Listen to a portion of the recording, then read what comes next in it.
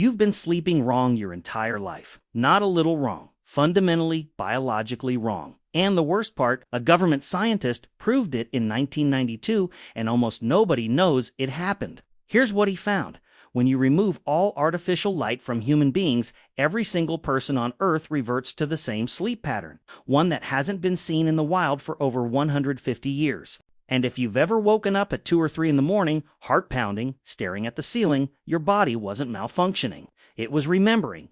Stay with me, because what ancient humans actually did at night will make you question everything you think you know about rest, consciousness, and what being human even means. Let's go back, way back, 300,000 years. That's how long modern humans have existed. And for 299,850 of those years, give or take, there were no light bulbs, no gas lamps, no candles, for most of it. When the sun went down, the world went black. Not dark, like your bedroom with the curtains closed. Black, like you cannot see your own hand in front of your face. Black, like the stars aren't a nice touch. They're the only thing between you and complete blindness. Now here's where it gets interesting. The oldest solid evidence of humans controlling fire comes from Wonderwork Cave in South Africa, roughly 1 million years ago. But fire didn't just keep people warm. Fire restructured the entire human day. Before fire, our ancestors behaved exactly like every other primate. When the sun dropped, you stopped moving. You climbed a tree, you found a crevice, and you stayed absolutely still. Because moving at night in the African savanna meant one thing, becoming food. Our eyes are terrible in the dark. Leopards, hyenas, wolves, they can all see just fine at night. We couldn't. Fire changed that equation overnight. Literally, a campfire creates a safety circle roughly 30 feet across. Inside that circle, safety. Outside it, death. This isn't metaphor. Anthropologists studying modern hunter-gatherer groups have documented that people who wander away from the fire at night are significantly more likely to be killed by predators today in the 21st century. But here's what fire actually gave us, something far more radical than safety: extra time.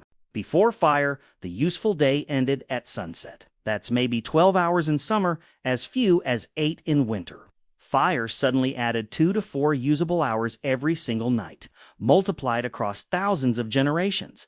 Those hours didn't just pass, they built us. In 2014, anthropologist Polly Wiesner published a landmark study in the Proceedings of the National Academy of Sciences. She'd spent years recording conversations among the Ruhonzi Bushmen of the Kalahari Desert, one of the last groups on Earth still living something close to the original human lifestyle. What she found was striking.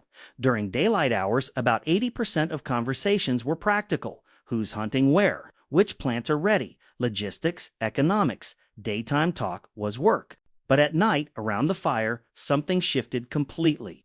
At night, 81% of conversations were stories. Tales of people in distant places, adventures, myths about the origins of the world, jokes that made the whole camp erupt in laughter. Wiesner argued that firelight conversation is where human culture was born. The campfire was the original theater, the original classroom, the original church. It's where humans learned to think beyond the immediate present, to imagine things that don't exist yet. Think about that. Every novel ever written, every movie, every religion, every song that's ever made you feel something in your chest, it all traces back to a circle of light in the African dark. And the stories people told each other to stay sane until sunrise. That is not a small thing. Now, I need to tell you about Roger E. Korch. In 2001, this historian published a paper that detonated like a bomb inside sleep science. He had spent 16 years digging through historical records, prayer books from the 1400s, court documents, diaries, medical texts, personal letters, even passages buried in Homer's Odyssey. And across over 500 references, spanning centuries, he found the same thing mentioned again and again. First sleep and second sleep. Before the industrial age, people did not sleep in one continuous block. They went to bed shortly after dark, slept for about 4 hours, then woke up. They stayed awake for 1 to 2 hours. Then they slept again for another 4 hours until dawn. This wasn't insomnia. This was the default. This was how every human on Earth slept for thousands of years. And what did people do during that midnight window? Everything. A 16th century French physician actually recommended that couples conceive children during this window because he claimed they'd do it better.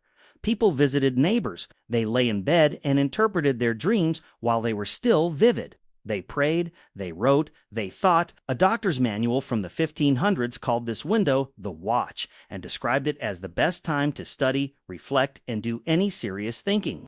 The mind was calm. The world was stilled. Here's the part that haunts me. Historians had been reading these references for centuries, and they kept mistranslating them because they couldn't conceive of a world where humans slept differently than we do now.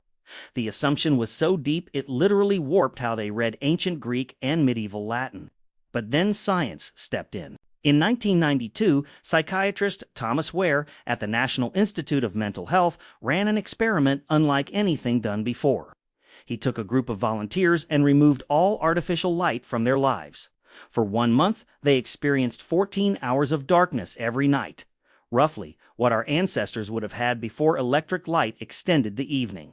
Within weeks, every single participant independently settled into the same sleep pattern. 4 hours of sleep, 1 to 3 hours of quiet wakefulness. Then 4 more hours of sleep. Nobody told them to do this. Nobody suggested it. Their bodies just did it, as if some ancient program had been running in the background the entire time, waiting for the lights to go out.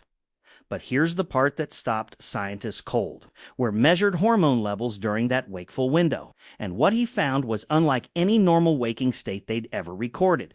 The participants' brains were producing elevated levels of prolactin, the same hormone released during meditation, during deep creative flow, and after orgasm. They reported feeling peaceful, reflective, almost meditative, like floating somewhere between sleep and consciousness. It wasn't a gap in sleep. It was its own distinct state of mind, one that most people alive today have never experienced, because we accidentally destroyed the conditions required to reach it. So what killed it? Light. In the 1600s, Paris installed the first city street lamps under Louis XIV, who wanted to reduce crime. London followed. Then came cheaper candles. Then gas lamps. Then, in 1879, Thomas Edison commercialized the light bulb. And within a single generation, the night as humans had known it for 300,000 years was gone. Today, modern humans are exposed to artificial light an average of 7 to 8 hours after sunset. The blue light from your phone screen suppresses melatonin production. Your brain cannot tell the difference between a light bulb and the sun. When light hits your retina at 11 p.m., your body genuinely believes it's still daytime. Here's how fast this can change. Researchers found that people who go camping for just 1 week, no artificial light, have their melatonin cycles reset by nearly 2 hours. Their bodies start producing sleep hormones at sunset instead of hours after it. 300,000 years of biological programming reasserting itself in 7 days. We didn't just change when we sleep. We eliminated an entire phase of human consciousness. The word curfew comes from the French couvre-feu. It literally means cover fire. Medieval towns rang a bell at night, signaling everyone to extinguish their flames, not for safety, because night was supposed to be dark. Night was when you were vulnerable. Night was when you slept and dreamed and woke in the quiet hours to think about your life. We traded all of that for a light switch. So the next time you wake at 2 a.m., heart beating, mind alive, no idea why, don't reach for your phone. Just lie there. You might be touching something ancient.